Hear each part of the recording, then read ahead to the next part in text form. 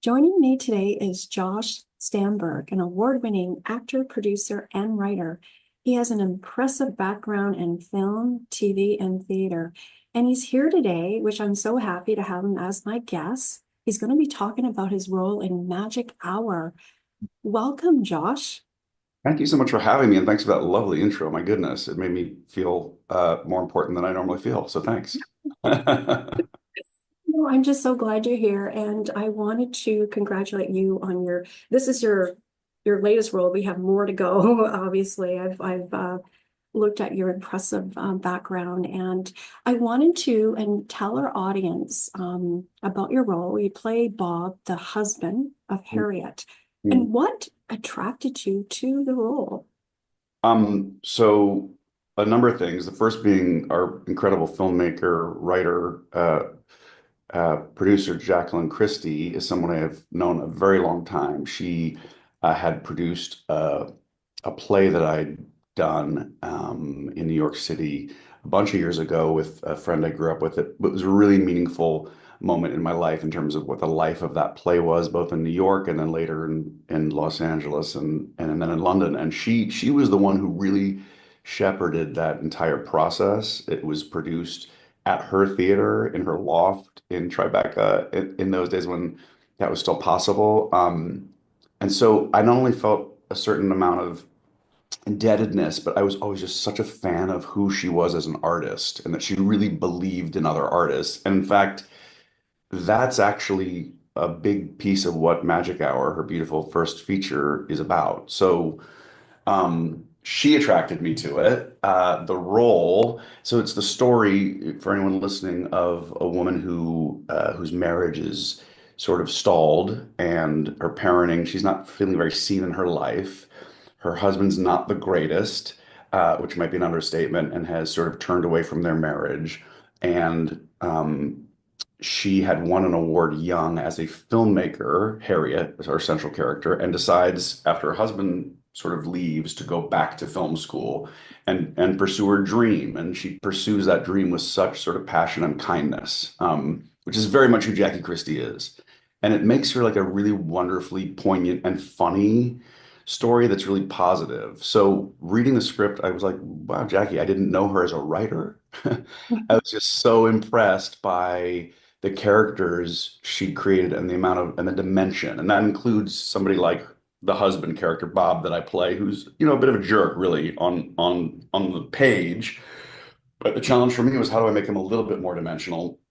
So he's not just a plot point of like, here's her launching pad into her new life, right? And I'm so glad that I said yes and had this sort of amazing, very indie experience with her on her first film. It's her first feature that has landed itself at the prestigious Santa Barbara International Film Festival. So world premieres tonight with another screen tomorrow, and I just sort of feel so proud to be a small part of it because it's a big moment, and that's sort of what the film again is about, sort of a woman in the middle of her life reclaiming herself and finding big moments, to open up her life. Yes, I mean the film is, in my opinion, is comedy, drama, and it's you relate to it. It talks about relationships and Josh, to ask you, so tell us how your character evolved. Mm. Thank you for asking. He does have a bit of evolvement there. I think hard won, but he's hiding in his marriage from his wife. He's involved with another woman who is a drama teacher to his own daughter, and uh, he sort of says to her, like, let's part ways.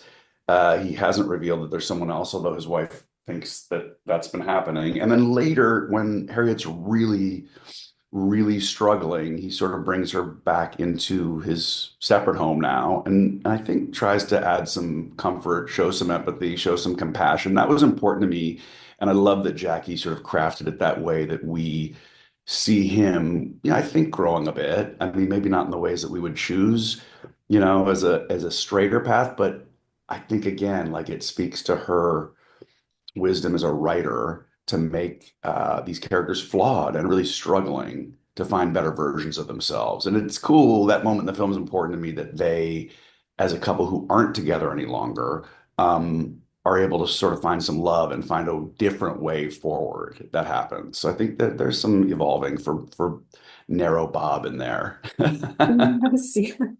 You begin Yeah. to have empathy, right? Like blended families and no, I wanted to ask you too, like how much fun did you have? Ah, thank you for asking. So much fun because that's the world of the indie where you sort of have a different type of agency, and making independent films, as we all know, is really, really hard making any film, but particularly without all the bells and whistles of big budgets and lots of support, where it does become, hey, let's put on a show. And how do we support this person making her first feature who's also written it? Come hell or high water, like let's make a thing and see what we can pull off with all hands on deck, stretching ourselves. And then not only fun like on the days, even when it's challenging, but then the life, many years later, the life of this film sort of getting born into the world, and we'll find audiences, hopefully, and we'll have eyes on it. That's really fun. It's a completely different chapter than the fun of an old friend reaching out. What has she written? That's fun. Wow, she's really good at this. And then what are we going to make together over these days, and collaborating with some really, I mean, Miriam Shore with just a singular, I think, singular performance, a really beautiful, nuanced performance, along with the woman who plays her daughter, who's just excellent. Everybody. So a lot of fun would have been the short answer. A lot. Yeah, yeah, so there's realism there because she's writing her first film and here she is. And I love behind the scenes. It has that theater which you can relate to the film as well, your background, impressive background. And you mentioned like about audiences. What do you want people to take away from the film? Yeah, it's a great question. I think hopefully, we all are sort of aspirational beings and trying to cling to forms of optimism, particularly these days, which are challenging. And really, I think the central message is like keep going, listen to that little voice inside that may be getting ignored about what you want to achieve and who you really want to be, despite what anybody, and in Harriet's case, maybe even her own husband says. He's sort of saying, you should have done this a long time ago. That train left. No, like it's up to us. It is up to us. I was watching the film before I got up here with my 11-year-old daughter, and it was so great to see through her eyes sort of what kindness gets you, in these characters, particularly in Harriet, sort of what empathy gets you, and sort of making the right choices for oneself to surround yourself with people who maybe will believe in you. That's I think a lot of a message. Right. And seeing through your daughter's lens, if you will, Yeah, yeah, that she's Harriet's very strong and absolutely. she keeps going and we need more creative people. We need the creative, the film. And this film it says that and, follow your dreams. And That's it. That's it.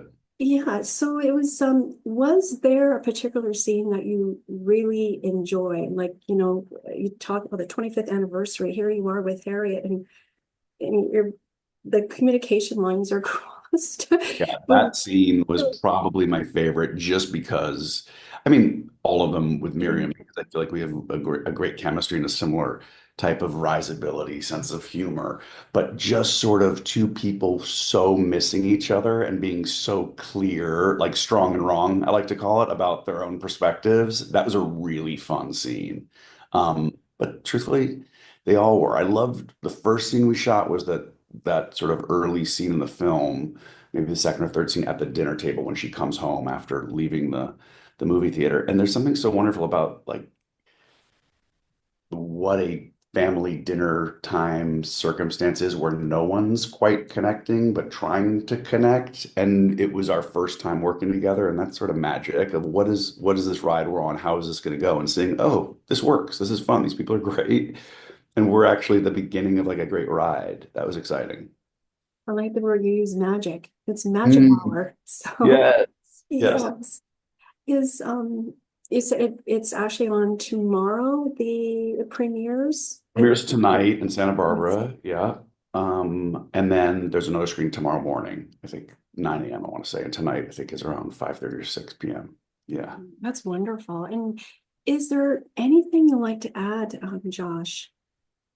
I would just say I think this film is so it's it will really resonate with a lot of people, and it's fun and it's positive and it has real poignancy. It's to me it's like a bit of a balm in this moment when things feel quite heavy and hard. It's such a great look at like the simplicity of human nature at its best, like how things can work. So I hope people will find it and find their way to it. And just a big shout out to my old friend Jackie Christy as well for such a huge achievement.